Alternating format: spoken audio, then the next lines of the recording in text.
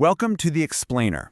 Today we're diving into the key insights from the book Financial Intelligence. So, if you're a manager who is absolutely brilliant at your job, but you kind of feel lost the second a spreadsheet gets opened, then this is for you. We're going to talk about how to navigate that world with total confidence. Does this look familiar? I bet it does. It's such a common feeling, right? You're a super talented manager. You could be from a technical field or a creative one, and you crush it day to day. But then you walk into that finance meeting, and suddenly all the jargon, it feels like you're trying to decipher a completely different language.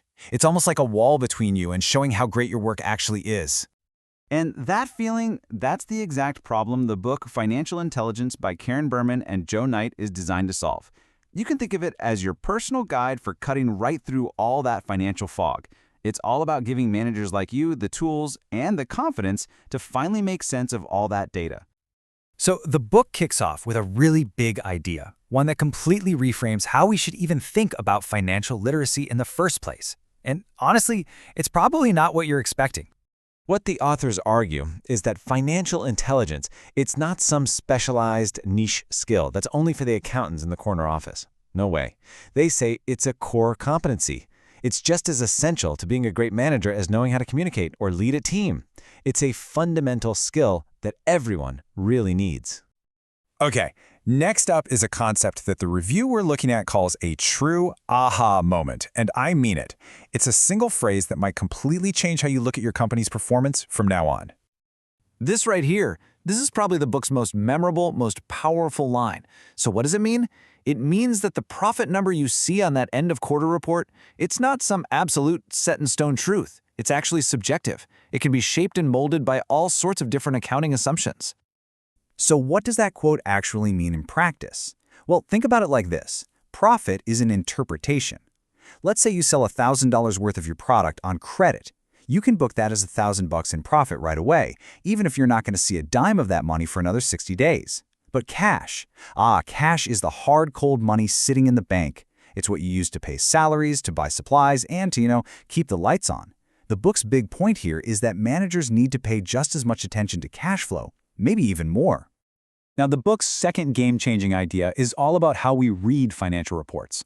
It makes the case that they're not just these sterile, boring lists of numbers.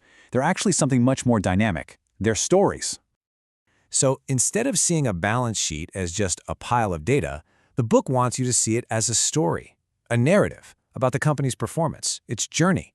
And, just like any story, it's totally open to interpretation. This simple shift in mindset is huge because it encourages managers to stop just passively accepting the numbers and to start actively questioning them. And this isn't just some vague, fuzzy idea.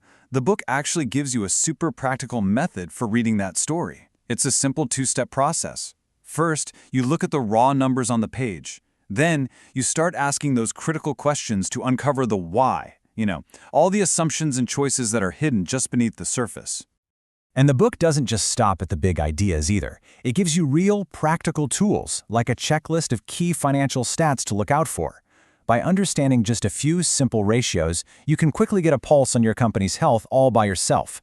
We're talking about things like its profitability, is it actually making money, its liquidity, can it pay its bills this month, and its efficiency, is it using its resources well? So, how does this all come together? What's the final, ultimate takeaway from our look at financial intelligence? Of course, no book is perfect, right? The review does point out that while financial intelligence is incredibly clear and practical, the constant hammering on its core message can get just a little repetitive. It's also aimed squarely at people who are new to this stuff, so if you're already a seasoned finance pro, it might be a bit too basic for you. But here's the thing. At the end of the day, this book isn't trying to turn you into an accountant. That's not the point. The real goal is to empower you to use financial insight to become a much more effective leader. It's all about making smarter, better business choices for your team and for the whole organization. So, we'll leave you with this thought. Armed with this new mindset that profit is just an opinion and that financial reports are actually stories, what hidden narratives, what challenges, or what amazing opportunities could you uncover the next time you look at a financial report? What is that story really telling you?